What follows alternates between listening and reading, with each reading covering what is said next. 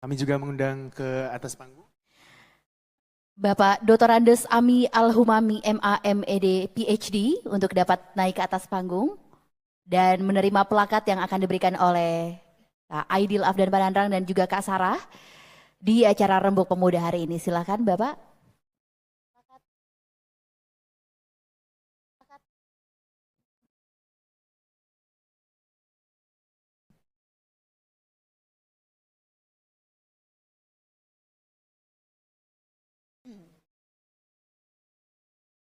Baik, silakan Kak Sarah, dapat diserahkan plakatnya kepada Bapak Ami sebagai bentuk apresiasi atas kehadiran dan juga gagasan serta waktunya yang telah diluangkan pada kita di acara Rembuk Pemuda hari ini. Terima kasih banyak sekali lagi Pak Ami. Silakan kembali ke tempat Pak. Terima kasih juga Kak Sarah Kak dan Sarah, juga terima Kak Aidil. kasih. Selanjutnya kita akan mendengarkan bersama-sama pidato kebangsaan juga dari Bapak Dr. Andes Ami Al-Humami MA, MED PhD. Kepada Bapak kami persilakan dengan hormat.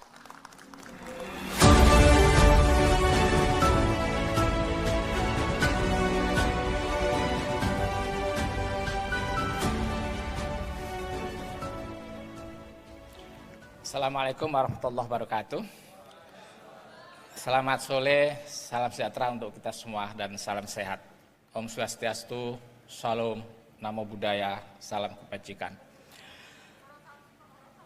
Ini satu kebahagiaan buat saya pribadi dan untuk Kak Sarah. Kebetulan tadi pagi saya ada acara di Semarang dan kemudian diminta tugas oleh Pak Menteri untuk mewakili beliau. Beliau berhalangan hadir, jadi saya harus memutar balik flight kembali ke Jakarta dan nanti akan meneruskan kembali ke Solo. Tapi ini sesungguhnya adalah satu hal yang sangat membahagiakan dan saya menyimak tak bergeming sebagaimana kawan-kawan sekalian dari sejak pertama dimulai. Diawali dengan satu puisi yang amat sangat luar biasa, menggugah, reflektif, dan teknik pembacaannya juga seperti Rendra Muda.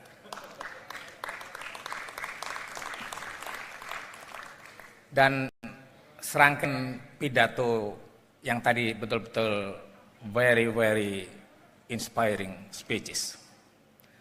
Kak Sarah memulai dengan amat sangat indah, menggugah, dan membangkitkan semangat. Dan kita mendapatkan kisah hidup yang sangat luar biasa dari Pak Menteri Pertanian. Saya kalau bahasa Jawanya itu berbesmili. Jadi kisah yang amat sangat nyata, perjalanan seorang anak desa yang ditempuh dengan perjuangan yang amat sangat hebat dan pikirannya jernih, bersih, hatinya juga betul-betul terbuka dan menunjukkan ketulusan yang luar biasa dan dedikasinya sebagaimana kita semuanya menyaksikan dari perjuangan hidup yang demikian sulit kemudian ditunjuk oleh Bapak Presiden untuk menjadi menteri di sektor yang menjadi tulang punggung bagi sebuah negara, membangun ketahanan pangan, bahkan kedaulatan pangan. Dan beliau diantara yang kita saksikan adalah menteri yang berprestasi. Dan kita semuanya anak muda bisa belajar dari beliau.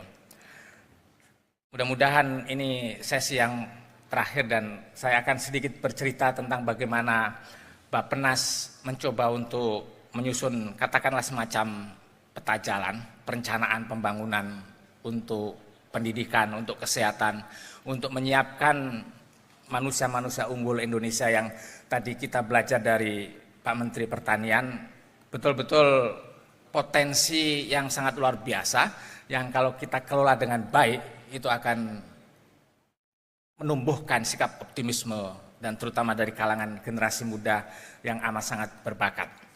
Saya mulai dari slide yang pertama ini. Ini menunjukkan, kalau bisa dibukakan, bahwa impian mewujudkan Indonesia emas itu bisa dimulai bukan semata-mata dari menghimpun, mengidentifikasi sumber daya alam. Pak Wakil Menteri barusan menyatakan natural capital itu sesuatu hal, tapi bagaimana cara kita mengelola natural capital itu hal yang lain, dan harus dipersiapkan adalah pertama penguasaan ilmu pengetahuan dan teknologi yang lahirnya itu dari manusia-manusia unggul yang punya pengetahuan dan keterampilan. Mudah-mudahan bisa dibuka slide-nya. Dan kita mulai dari yang kerap kali disampaikan itu adalah kita tidak bisa hidup dari satu konteks tentang perubahan geopolitik, geoekonomi, geostrategi yang nanti akan menentukan bagaimana satu sikap negara dalam berupaya membangun kekuatan bangsa, kekuatan negeri yang dimulai adalah dengan menyiapkan sumber daya manusia yang berkualitas dan dengan penguasaan ilmu pengetahuan yang mumpuni dan teknologi serta inovasi yang canggih, maka itu akan menjadi tulang punggung bagi pencapaian-pencapaian tinggi.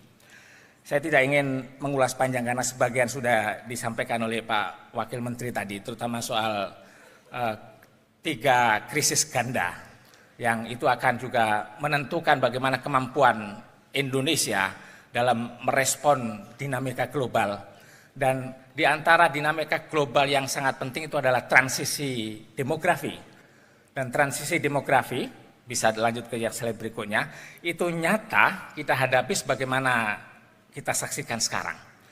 Penduduk Indonesia sekarang 280 juta jiwa. Dan komposisinya itu di antara yang paling besar usia muda produktif. 70% penduduk Indonesia yang mulai dari Gen Z dan juga generasi Alpha yang sebagian ada di ruangan ini. Dan kita menyaksikan bahwa dengan pengetahuan yang mumpuni dan penguasaan ilmu pengetahuan teknologi yang canggih, maka itu akan menjadi kekuatan bagi kemajuan Indonesia di masa depan. Kita tahu bahwa di sini yang paling menentukan apakah Indonesia bisa memetik bonus demografi itu adalah ketika kita bisa berinvestasi di 2 sektor penting, pendidikan dan kesehatan. Nanti akan kita lihat profilnya seperti apa.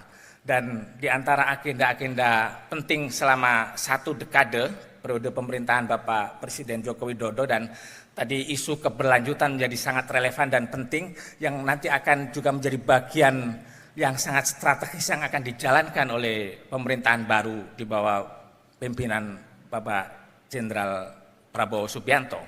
Dan isu-isu strategis itu berkenaan langsung dengan upaya menyiapkan Indonesia yang ditopang oleh manusia-manusia unggul yang punya pengetahuan, menguasai teknologi dan juga inovasi. Jadi dengan struktur penduduk yang didominasi 70% usia muda dan produktif, itu menjadi kekuatan penting. Kita bisa mengambil contoh pengalaman negara-negara, tidak perlu terlalu jauh. Ini contohnya, bahwa kita perlu melihat di mana kekuatan Indonesia dan bagian mana yang di situ kita masih memerlukan perbaikan. Lihatlah struktur penduduk Indonesia sekarang ini. Dari 281 juta, itu hanya lapisan kecil saja yang berpendidikan tinggi. Jadi Anda semua, adik-adik, para pemuda, adalah di antara lapisan elit yang kita sebut sebagai creative minority, yang nanti akan menjadi kekuatan pengubah Indonesia. Dan kita tahu bahwa hanya 10% penduduk Indonesia dari 281 juta jiwa itu yang sampai ke pendidikan tinggi. Itu mulai dari diploma 1 sampai dengan S3. Kalau kita hitung hanya S1 saja, itu hanya 4,5% saja. Dan bisa dibayangkan nanti akan seperti apa wajah Indonesia tahun 2045 yang kita imajinasikan sebagai Indonesia emas, yang capaian tingginya pendapatan per kapitanya antara 23.000 sampai dengan 30.000 dolar Amerika, dan Indonesia saat ini itu selama 3 dekade masih berada dalam status kelompok pendapatan menengah. Apa yang menjadi kunci bagi supaya Indonesia keluar dari pendapatan menengah? Sekali lagi bercermin pada, ambil contoh 3 negara Asia, Jepang, Korea Selatan, dan Cina. Dan Indonesia di sini sebagian besar 58% berpendidikan SMP ke bawah saja. Dan inilah yang agenda besar 5 tahun ke depan setidaknya yang akan diusung oleh Bapak Presiden terpilih Prabowo Subianto. Mengubah struktur penduduk Indonesia ini yang dari 58% mayoritas SMP ke bawah menjadi sekurang-kurangnya adalah menamatkan sekolah menengah, madrasah aliyah, SMA dan SMK. Karena itu adalah kelompok kritis yang kalau sekarang jumlah mereka hanya 29%, maka nanti akan diubah menjadi mendekati 50%. Dan kelompok-kelompok yang berumur 18-19 tahun sampai dengan 23 tahun yang semula hanya berpendidikan 10% saja, maka nanti akan diubah harus mendekati atau setidaknya 20%. Ini pendulum yang sedang disiapkan dan akan dikerjakan secara programatik yang terumuskan di dalam dokumen Rencana Pembangunan Jangka Panjang Nasional 2025 sampai dengan 2045 dan akan dimulai 5 tahun pertama periode pemerintahan Bapak Prabowo Subianto dan Wakil Presiden terpilih Bapak Gibran Raka Buming Raka.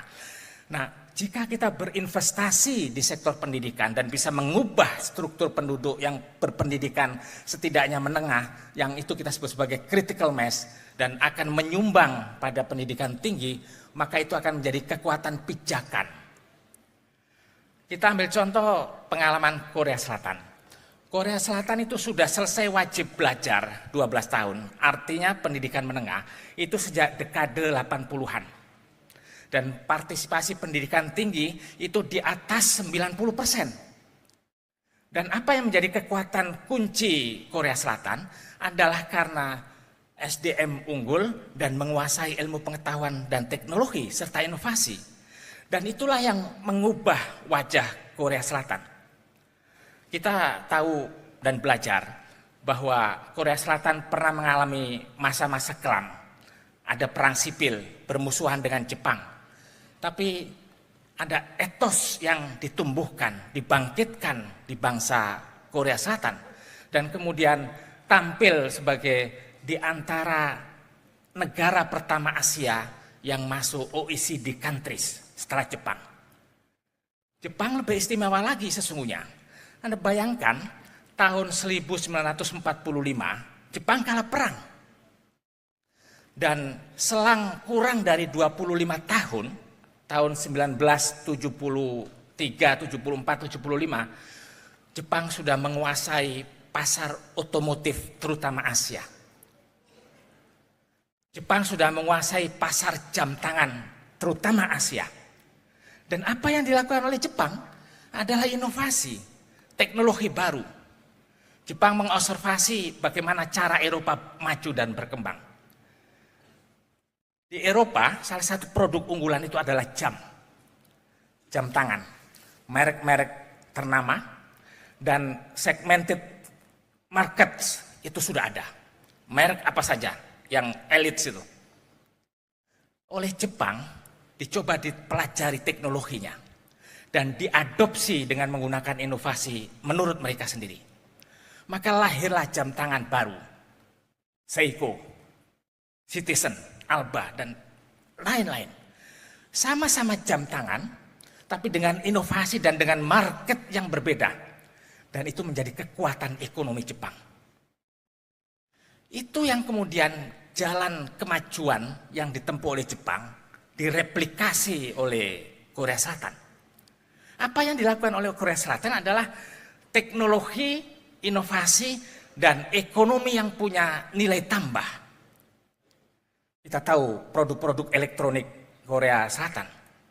Kita tahu bagaimana bahkan teknologi telekomunikasi semua penduduk dunia menggunakan produk Korea Selatan. Ada international dispute dan dibawa ke arbitrase soal diduga atau disangka atau didakwa menduplikasi atau meniru serta mentah salah satu produk gadget Samsung, Apple, dan dibawa ke arbitrase internasional. Kalah itu produk-produk Eropa itu, dan dinyatakan itu orisinal inovasi Korea Selatan. Sekali lagi adalah investasi pendidikan, investasi ilmu pengetahuan dan teknologi yang itu akan menjadi kekuatan pendorong bagi produktivitas ekonomi. Dan jalan Jepang, jalan Korea Selatan itu pula yang ditiru oleh Cina. Kawan-kawan sekalian, selama 1 dekade penuh, Cina itu mengalami pertumbuhan pesat, bahkan mencapai lebih dari 10%.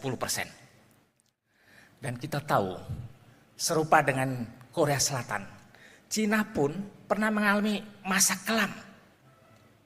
Bacalah sejarah.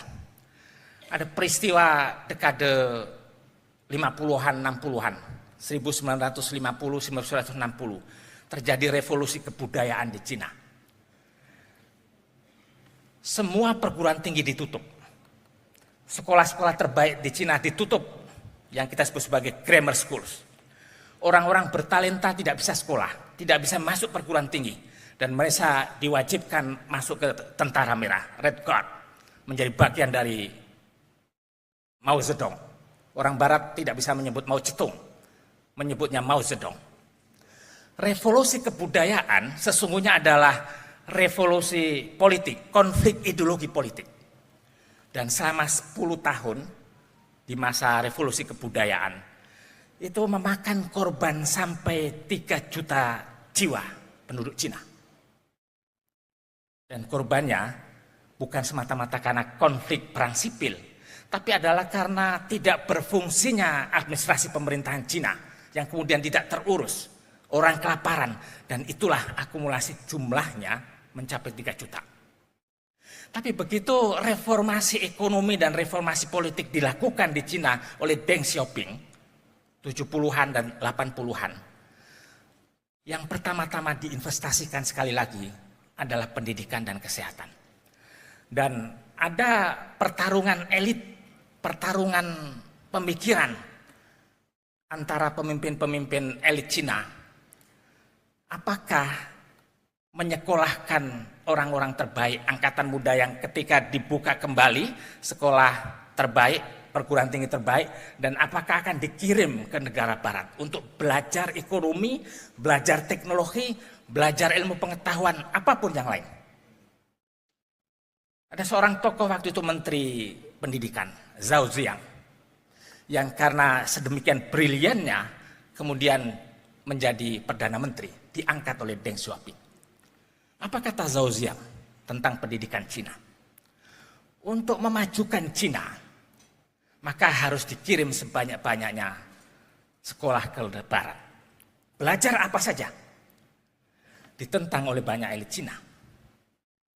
Bagaimana mungkin kita mengirim ke negeri barat berideologi kapitalisme dan berbeda secara diametral secara ideologis dengan Cina yang berideologi sosialisme? Kata Zhao Ziyang dan berargumentasi dengan Deng Xiaoping, tidak peduli dan kita tidak perlu khawatir akan infiltrasi ideologi kapitalisme barat. Kirimlah 1 juta, 2 juta, 3 juta orang-orang muda Cina belajar ke Oxford, belajar ke Stanford, belajar ke MIT, belajar ke California Institute of Technology. Belajar apa saja. Dan 1% saja, 2% saja kembali ke Cina. Cukup untuk membangkitkan Cina. Dan itu yang terjadi, itu yang dialami Cina sekarang. Kawan-kawan sekalian, jadi investasi untuk pendidikan, investasi untuk kesehatan itu fundamental. Dan pengalaman Korea Selatan, pengalaman Cina, itu pernah amat sangat menderita ketika orang-orang muda terbaik mereka pergi ke negara-negara barat. Mereka dalam satu waktu mengalami apa yang disebut sebagai brain drain. Kak Sarah tentu sangat paham tentang konsep brain drain. Dan orang-orang terbaik itu meninggalkan Korea, meninggalkan Cina. Tapi sekumpulan orang-orang terbaik, begitu sekolah di barat, master kah, PhD kah, dan pengalaman 1 tahun atau 2 tahun bekerja di barat, di multinational corporation, menyerap ilmu pengetahuan dan tradisi berwirausaha di barat. Dihimpun dan itu menjadi pengalaman terbaik. Dan secara perlahan-lahan mereka satu demi satu pulang ke Korea, pulang ke Cina. Dan sebagaimana kita saksikan sekarang, yang dalam satu waktu mengalami masa brain drain, maka kemudian dia menjadi memetik apa yang disebut sebagai brain gain. Memetik yang kalau dalam konsep kita bonus demografi. Jadi strategi terbaik itu adalah investasi di bidang pendidikan, di bidang teknologi, di bidang kesehatan. Itu yang disebut sebagai human capital. Di slide berikutnya. Kawan-kawan sekalian, ini modal terbaik. Dan dalam dokumen perencanaan pembangunan diadopsi untuk mengukur seberapa mampu Indonesia menyiapkan manusia-manusia unggul, menyiapkan manusia-manusia bertalenta yang menguasai ilmu pengetahuan dan teknologi, yang ukurannya itu adalah Human Capital Index, yang indeks komposit terutama sekali lagi adalah pendidikan dan kesehatan. Ukuran pendidikan itu adalah harapan lama sekolah dan hasil pembelajaran itu harmonized test scores. Indonesia mengikuti tes PISA. Lalu diukur itu untuk menentukan kualitas manusia Indonesia. Dari sisi kesehatan antara lain dilihat survival rate penduduk umur balita dan penduduk dewasa. Sampai berapa tinggi potensi untuk bisa bertahan hidup balita dan seberapa lama penduduk dewasa berumur panjang. Dan kita masih menghadapi stunting, kawan-kawan sekalian. Stunting itu adalah gagal tumbuh. Dan karena kekurangan gizi. Dan dimulai periode kritikalnya itu adalah 1000 hari pertama kehidupan. Banyak remaja putri yang mengalami anemia, kekurangan zat besi. Dan itu akan punya pengaruh ketika masa kehamilan. Dan kalau asupan gizi tidak baik pada masa kehamilan, maka itu akan menyumbang bagi potensi terjadinya stunting. Karena itu investasi di bidang kesehatan antara lain adalah dengan perbaikan gizi dan juga investasi untuk pendidikan. Nah, nilai Indonesia itu 0,54% saja sekarang. Karena itu kita cita-citakan Indonesia emas akan meningkat menjadi 0,73%. Apa maknanya ini? Jadi penduduk Indonesia yang lahir hari ini, tahun ini, umur 18 tahun kemudian, kemampuan maksimum untuk bisa produktif itu 54%. Dan karena itulah, maka investasi di bidang kesehatan dengan mengatasi stunting, dengan perbaikan gizi, itu akan meningkatkan kemampuan produktivitas maksimum diharapkan menuju Indonesia emas menjadi 73%. Dan itu sudah cukup untuk menjadi salah satu kekuatan pemicu produktivitas ekonomi dan daya saing Indonesia. Dan gagasan, agenda, serta rencana strategis inilah yang diusung oleh Bapak Presiden terpilih Pak Prabowo Subianto untuk investasi makan bergizi gratis dan bantuan gizi bagi ibu hamil dan balita. Jadi dua kombinasi strategis yang itu disiapkan untuk supaya mempromosikan, menyiapkan manusia-manusia unggul yang menguasai ilmu pengetahuan dan teknologi di masa depan. Karena di slide berikutnya akan sangat riskan jika penduduk Indonesia yang kekurangan gizi tadi, yang gizi buruk akan punya pengaruh pada kemampuan belajarnya. Dan kawan-kawan sekalian, atau mungkin yang nanti akan bersiap membangun keluarga baru, tengoklah statistik ini. Ini ada hubungan antara hasil pembelajaran, kemampuan PISA dengan stunting. Kenapa tadi saya mengambil contoh Korea Selatan dan Cina? Tengoklah Korea Selatan dan Cina. Nilai PISA-nya itu paling tinggi di antara negara-negara OECD. Korea Selatan itu 580, 590. Cina di kisaran itu juga. Dan prevalensi stuntingnya itu rendah. Di Korea Selatan 2,3% saja. Indonesia 21,5%. Jauh sekali. Cina 3%. Jadi ada hubungan kausalitas antara prevalensi stunting dengan kecakapan hasil pembelajaran. Nanti ini karena nggak terbaca mungkin, saya sampaikan. Jadi PISA itu diukur hasil pembelajaran anak umur 15 tahun. Itu artinya SMP dan Madrasah Tsanawiyah. Tahun 2003 itu ada 21,7 juta penduduk Indonesia, bayi, balita, dan 7,3 kira-kira itu yang mengalami stunting. Nah, periode ini kira-kira umur 5 tahun, di bawah sampai umur 15 tahun, ketika PISA tahun 2018 dijalankan. Dan random samplingnya adalah di antara yang 7,4 juta tadi yang pada umur balita terkena stunting. Dan di situ Filipina itu 26 atau 27%. Pendapatan per kapita dan juga PISA-nya itu di situ rendah. Inilah argumen mengapa investasi untuk program makan bergizi bagi anak usia sekolah dan ibu hamil itu menemukan landasan kokoh untuk menjawab isu ini.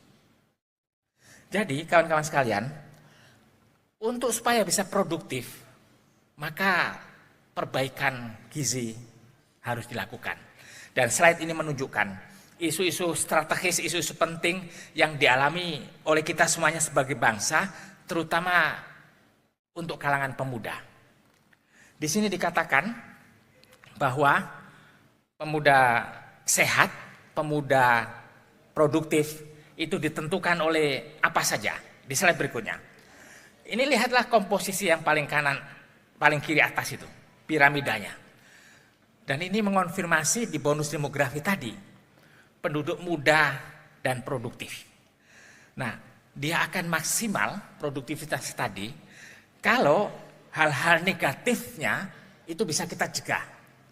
Antara lain kebiasaan merokok. Kawan-kawan sekalian, ada kecenderungan bahwa kelompok umur perokok muda itu makin ke bawah. Bahkan anak-anak usia sekolah. Bertanyalah kepada ahli kesehatan, kepada dokter, kepada siapa saja, betapa akan menyumbang pelemahan produktivitas dan umur produktivitas karena rokok. Kemudian banyak juga anak-anak muda yang mengalami menyalahgunakan obat-obat terlarang, zat-zat adiktif, narkoba, dan yang lain-lain. Itu semuanya juga berpengaruh pada makin melemahnya produktivitas. Dan karena itulah maka kita akan bergeser ke slide yang berikutnya. kombinasi antara status kesehatan yang tidak terjaga dan upaya menghindari untuk supaya tidak makin menurun kemampuan produktivitasnya adalah dengan melihat kualifikasi pendidikan. Yang kalau kita lihat di sini, yang menentukan kemampuan orang bisa produktif, selain tadi ya pendidikan akan tercermin pada penguasaan ilmu pengetahuan dan teknologi, dan dua keterampilan elementer yang harus dipunya. Transformative competencies dan transferable skills. Ini yang akan menjadi ujian generasi muda meskipun sudah lulus perguruan tinggi, dan kalau secara kecakapan fondasionalnya tidak kokoh, maka kemampuan adaptabilitasnya itu juga akan tidak maksimal. Dan kita bisa lihat di sini, ini grafik paling kiri warna hijau itu, tingkat produktivitas ditentukan selain soal pendidikan, keterampilan-keterampilan dan kecakapan teknikal apa yang dipunya. Yang nanti akan tercermin pada apakah anak-anak muda lulusan lembaga pendidikan menengah, pendidikan tinggi akan masuk ke sektor-sektor pekerjaan yang kita sebut sebagai decent jobs. Nah, decent jobs itu pendidikan, pekerjaan yang mensyaratkan keahlian setidaknya menengah dan apalagi tinggi sebelum bergerak, apalagi tinggi. Nah, itu yang akan kemudian mendorong pada laju produktivitas yang Indonesia 2,8. Yang investasi itu akan menentukan untuk bisa meningkatkan laju produktivitas itu. Warna biru, warna hijau paling kiri itu. Jadi Vietnam 4,7. Dan dengan memetakan potensi demografis yang tadi 70% itu adalah penduduk muda dan produktif, dengan investasi pendidikan dan kesehatan yang bagus, inilah strategi jangka panjang yang nanti akan paralel di slide berikutnya dengan pergeseran ekonomi, pergeseran lanskap pasar kerja di slide berikutnya. Yang kita baca akan ditentukan oleh dua hal, penguasaan hard skills dan soft skills sekaligus. Dan hard skills itu nanti juga akan terkait dengan soal bidang-bidang ilmu yang dikembangkan di perguruan tinggi.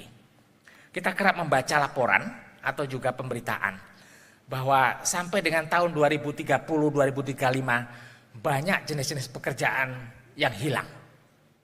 Tapi jangan khawatir, riwayat pekerjaan yang hilang itu bukan hanya pada dekade, pada milenium sekarang saja.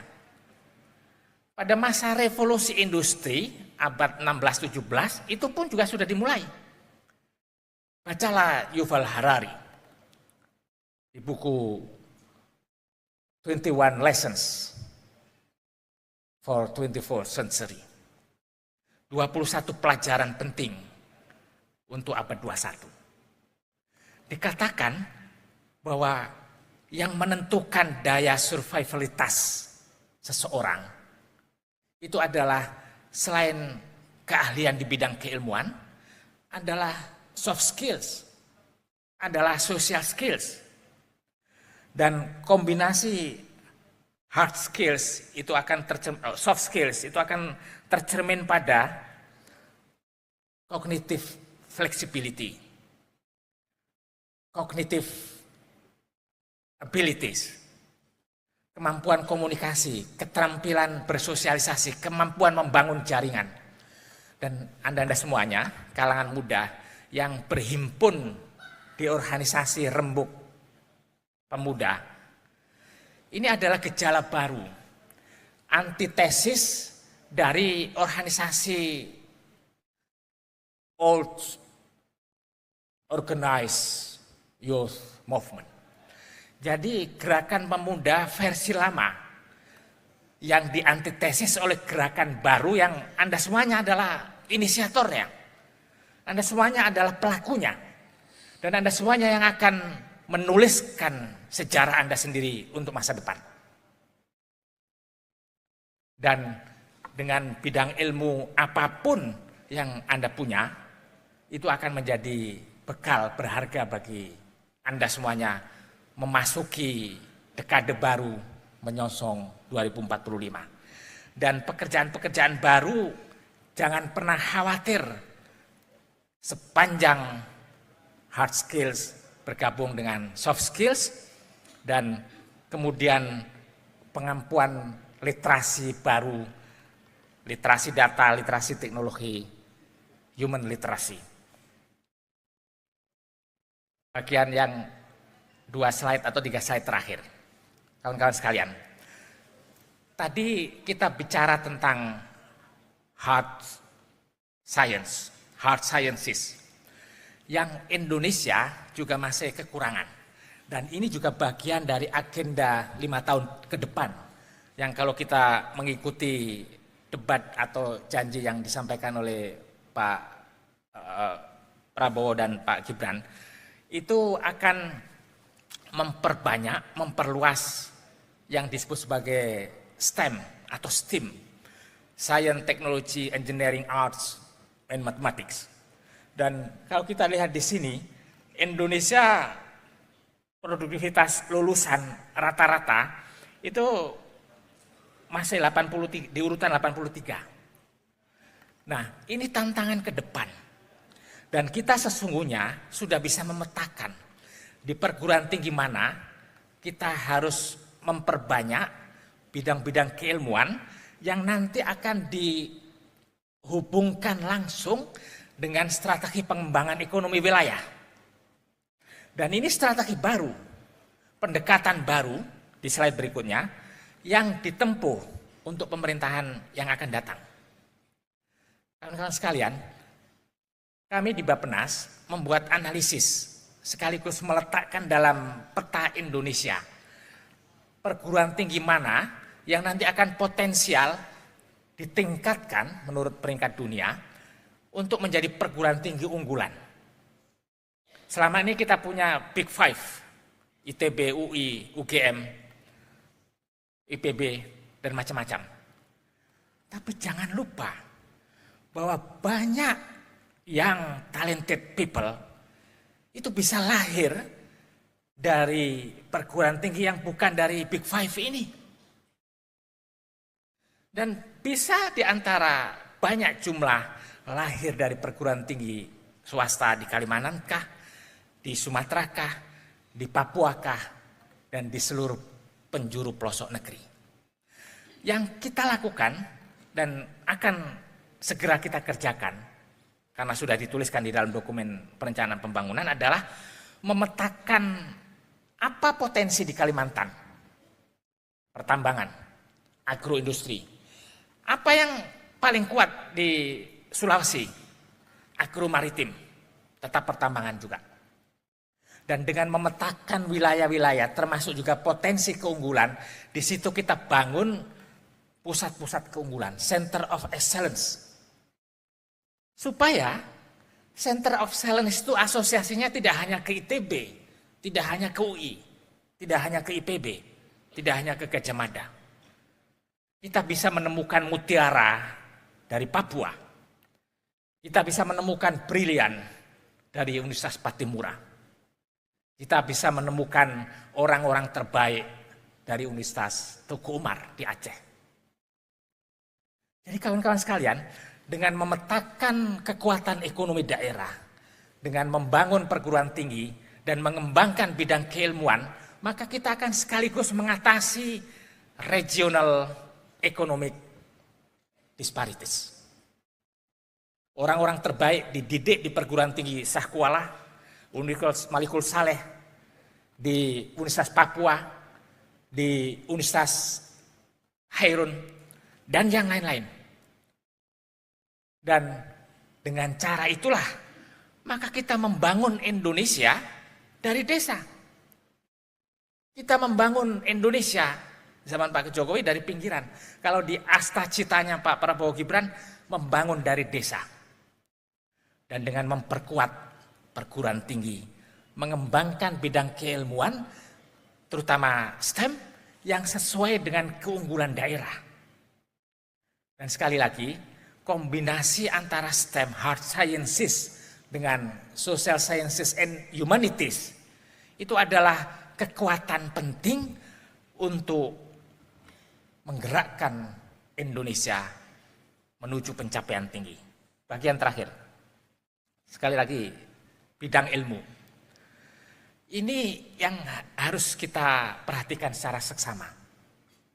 Jadi pertumbuhan bidang ilmu kita berdasarkan kekhususan, STEM itu masih tertinggal di Indonesia. Karena itu, kalau kita mengikuti janji kampanye Pak Prabowo dan juga dituliskan di dalam Astacita, prodi STEM ini akan ditingkatkan.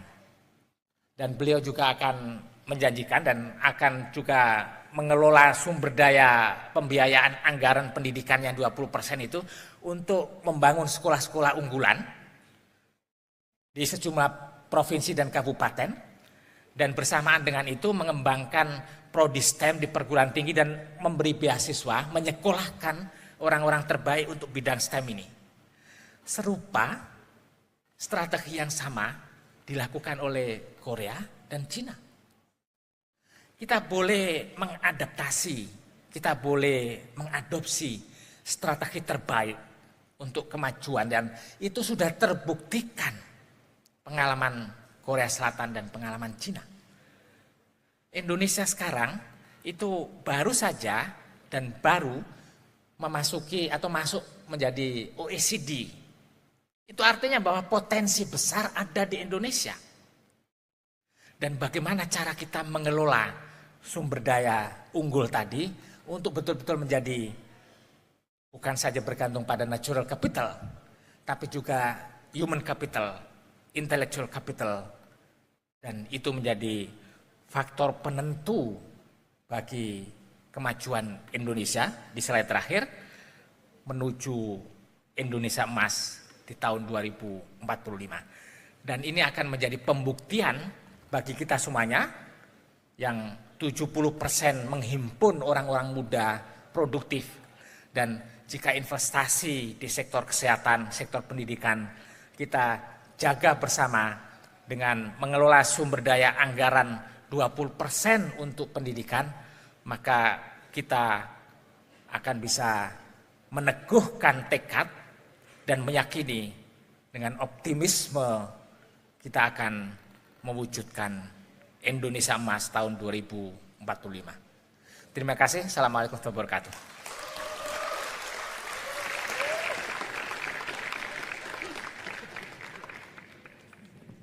Terima kasih untuk Pak Amih, untuk pidato kebangsaan yang memberikan banyak sekali gambaran bagaimana tentunya potensi-potensi yang ada di Indonesia, terus juga apa yang harus dikembangkan dan bagaimana tata kelola pembangunan nasional nanti ke depannya.